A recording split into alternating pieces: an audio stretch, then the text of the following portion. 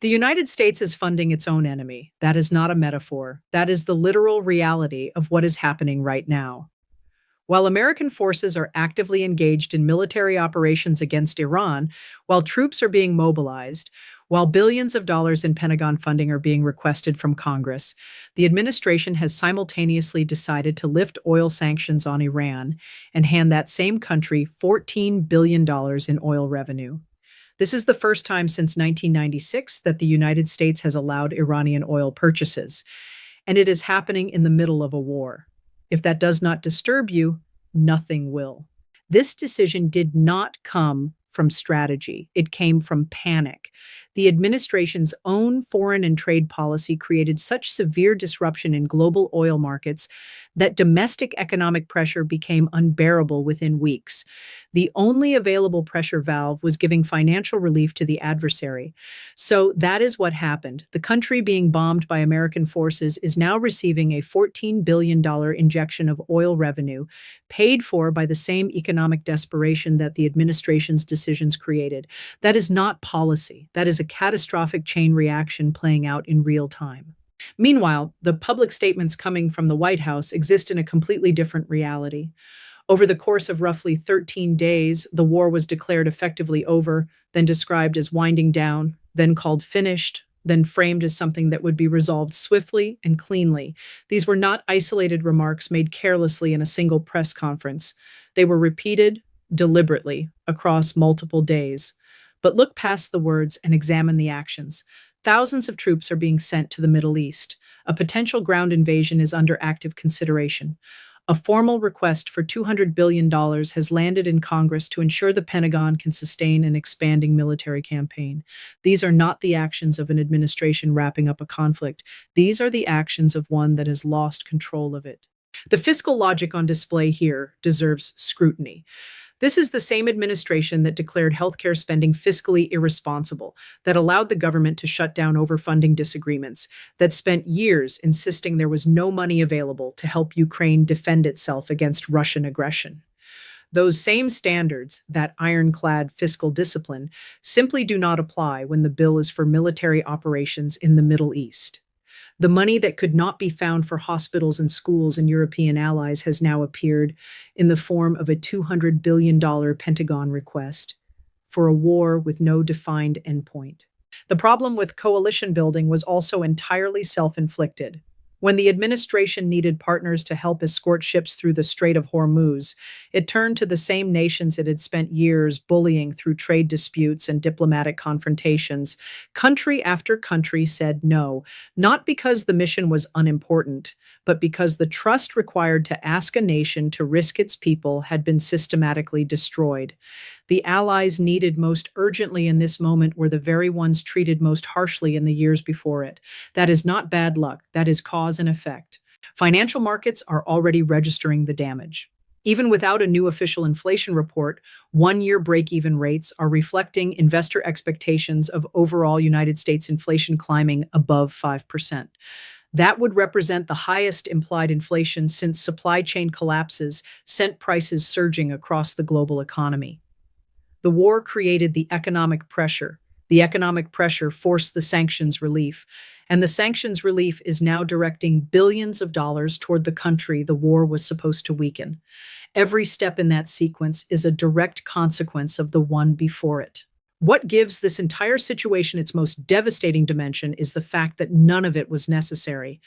Reports from people with direct knowledge of the pre-war diplomatic process confirm that just 21 to 22 days before the first bombs fell, the United States and Iran were close to a new agreement, not vaguely close, inches away.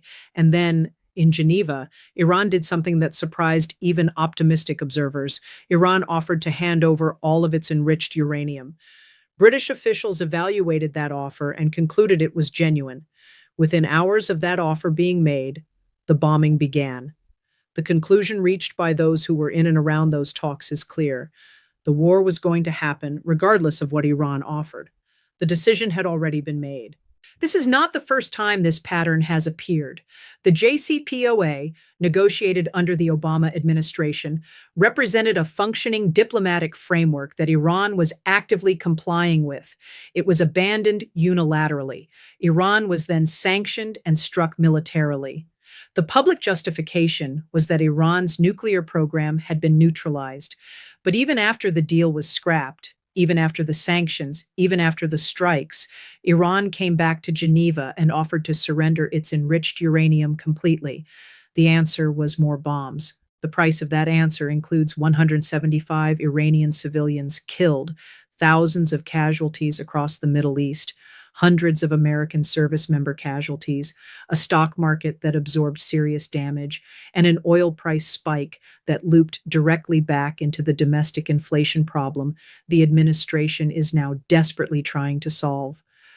A diplomatic path was available at every stage. It was rejected at every stage.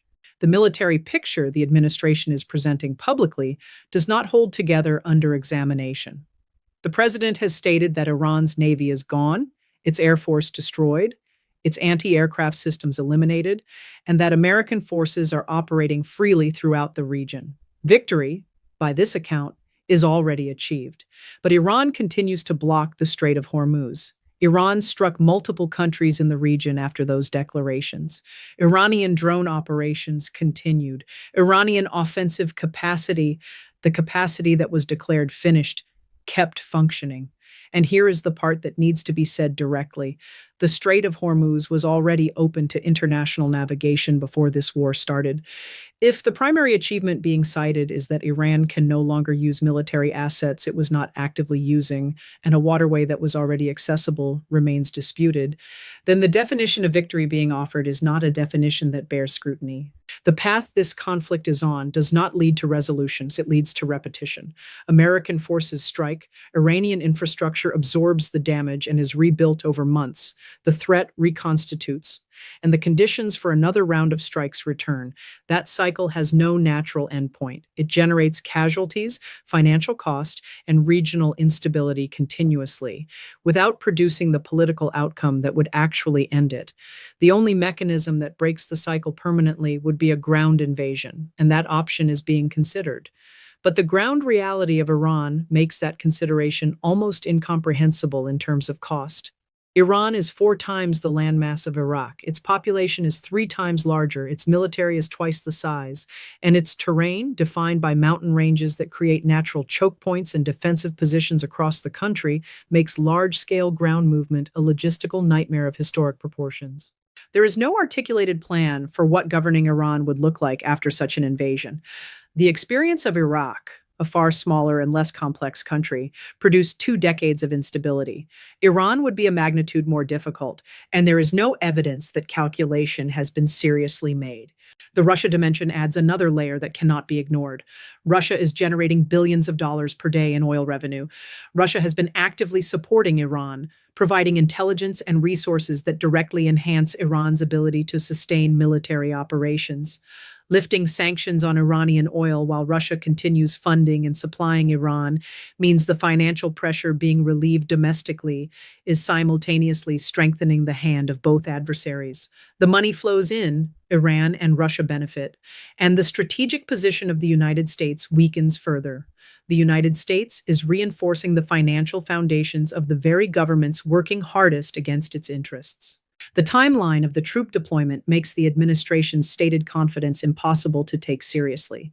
Troops mobilized in week 4 of this conflict are still 10 days from arriving in the region. A war described at its outset as lasting 4 to 6 weeks is already past that window, with no revised estimate, no defined objective for completion, and no stated conditions under which the mission would be considered finished and forces withdrawn. Those are not minor omissions. They are the most fundamental questions any military commitment must answer, and they remain unanswered. The full picture is this. The United States is simultaneously at war with Iran and financing Iran, spending $200 billion more on a conflict it claimed was already won. locked out of coalition support because it burned its alliances before needing them, watching inflation expectations breach 5% in week 4 of a 4 to 6 week war, and moving toward a potential ground invasion of a country whose size and terrain make that operation one of the most dangerous military undertakings in modern history. Each of these facts stands on its own.